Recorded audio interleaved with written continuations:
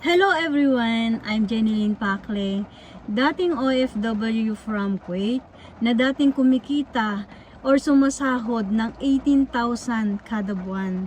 Dahil sa kagandahan ng ating online platform dito sa Internet Hustler, kumita tayo ng 12,300 sa isang araw lang.